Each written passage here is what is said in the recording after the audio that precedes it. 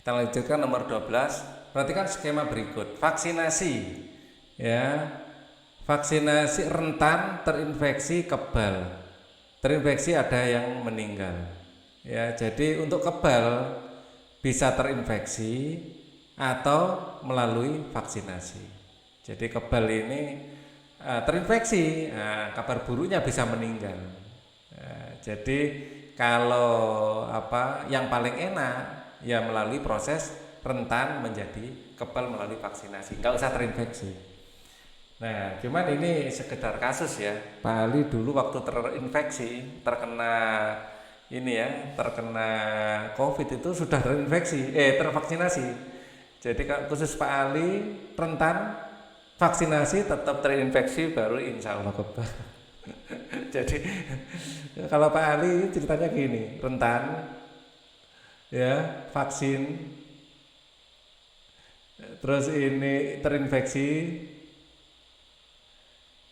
ini insya Allah kebal.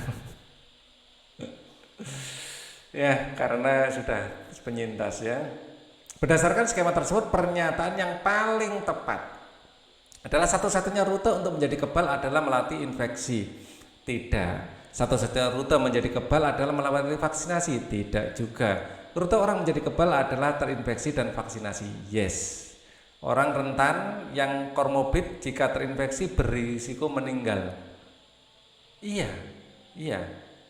Orang rentan yang komorbid jika terinfeksi berisiko meninggal. Ini komorbid itu adalah memiliki penyakit penyerta yang berbahaya. Misalnya, dia sudah punya jantung. Nah, karena kena COVID, tubuhnya lemah, ya, jantungnya bisa kambuh. Nah, karena COVID itu yang Pak Ali rasakan, ya, tubuh ngedropnya banget, ya, lebih ngedrop dari flu biasa. Jadi kalau punya komorbid, ini bahaya. Mungkin kayak saudara atau teman atau kerabat yang komorbid ya. Ya memang banyak seperti itu, ada yang meninggal karena paru-paru, ada yang jantung. Bukannya di covid kan sama pemerintah, bukan. Gara-gara covid itu tubuhnya daya tahan tubuhnya ngedrop, terus penyakit yang lain bermunculan. Kalau Pak Ali batuk, ya dari asalnya kan sudah batuk, ya jadi kena covid tambah parah batuknya.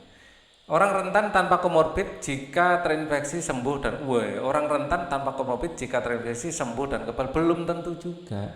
Tidak bisa kita simpulkan. Jadi kesimpulan yang paling bagus ya ini. Rute menjadi kebal adalah terinfeksi dan vaksin. Bukan dan vaksin ya, atau vaksin sebenarnya. Lebih cocoknya ya. Lebih cocoknya ini atau. Ya, rute orang menjadi kebal adalah terinfeksi atau vaksin. Oke, orang yang tanpa komorbid jika terinfeksi akan sembuh dan kebal belum tentu. Beberapa virus ya menyebabkan penyakit menyebar melalui hewan inang. Jenis penyakit berikut yang penyebarnya di perantara hewan serangga adalah rabies ini bukan serangga, oleh mamalia ya. Campak, cacar, flu burung jelas ini ya, jelas. Cacar dan campak belum tentu. Polio, demam berdarah, mosaik. Demam berdarah oke. Polio, nah ini perlu dicek ini. Polio perantara manusia, berarti bukan serangga pasti ya. Demam berdarah. Ini jelas, cikungunya ini semacam dan tungro ini rasanya ya. Ebola, tetelo bukan serangga ini rasanya ya. Demam berdarah, cikungunya dan tungro ya. Yang D berarti COVID ini jelas manusia ya.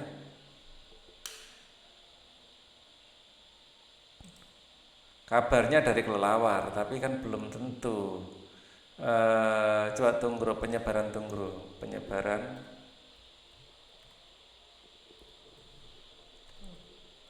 tunggro. Penularan virus tunggro terjadi apabila vektor memperoleh virus setelah menghisap tanaman yang terinfeksi virus kemudian berpindah menghisap. Nah, ini jelas ya. Ada bisa mungkin belalang atau mungkin walang sangit atau apa gitu tunggro. Oke, yang D berarti nomor 13. 14. Para ahli memperdebatkan status virus sebagai makhluk hidup. Alasan yang mendukung bahwa virus bukan makhluk hidup adalah ya menginfeksi makhluk hidup lainnya. Ya ini ya apa cacing juga menginfeksi makhluk hidup lainnya ya. Jadi menginfeksi makhluk hidup lainnya itu bukan kesimpulan bahwa dia bukan makhluk hidup ya. Jelas bukan. Asam nukleatnya hanya RNA atau DNA saja. Tubuhnya tidak tersusun sebagai sel ini ya. Yang bukan alasan mendukung bahwa virus bukan makhluk hidup adalah tubuhnya tidak tersusun sebagai sel. Ini benar ini. Tidak dapat diukur dalam media organik, berukuran sangat kecil. Nah, ini tubuhnya tidak tersusun sebagai sel. Ya, ini padahal unit kehidupan terkecil adalah sel. Nah, kalau dia lebih sederhana dari sel berarti dia bukan makhluk hidup. Perhatikan struktur virus berikut. Bagian virus yang berintegrasi dengan asam nukleat sel inang ditunjukkan nomor ya DNA atau RNA-nya yang jelas seperti ini ya. Nomor 1 ini jelas apa merupakan jawabannya. Oke, kita lanjutkan. Seorang peneliti mengisolasi virus dari sel hewan organisme tertentu penyebab penyakit. Selanjutnya virus tersebut diinjeksikan ke sel lainnya yang memiliki dinding sel.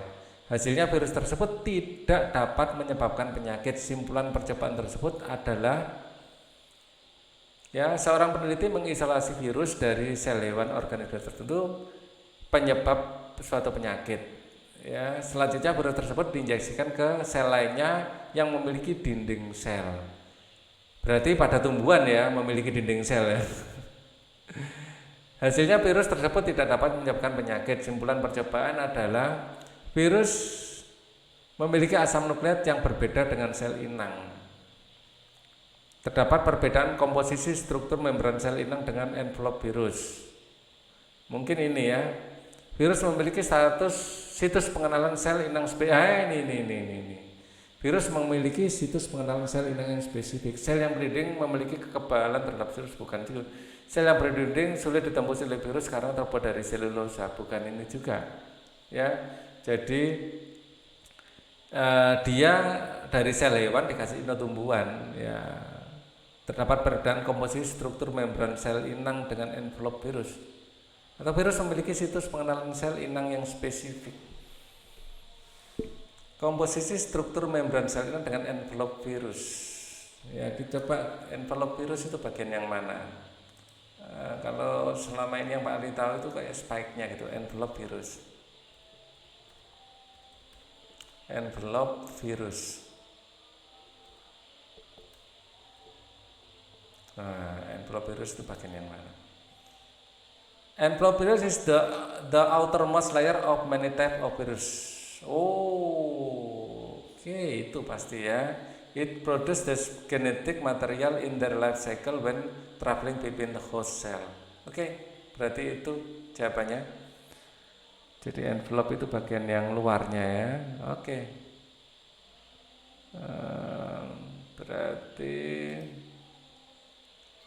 terdapat perbedaan komposisi struktur membran sel inang dengan envelope virus, itu yang menjadi jawaban. Ya. Intinya untuk nempel virus dengan membran sel inang seperti lock and key, seperti gembok dan kunci ya. Gembok dan kunci. Jadi kayak virus punya kuncinya, gemboknya pas apa enggak. Nah, jadi envelope ini sebagai kuncinya. Dan membran sel inang ini sebagai gemboknya. Apabila cocok, virus bisa masuk. Perhatikan gambar siklus hidup virus berikut. Tahapan bergabungnya materi genetik virus dengan materi genetik sel ditunjukkan oleh nomor. Nah, di sini nomor 4. Ya, di sini materi ini adalah insersi, ya. Nah, ini menggabung ini. Nah, nomor 4 jelas ya. Oh, sudah habis soalnya. Kita lanjutkan nanti. Ini untuk sementara sampai sini dulu.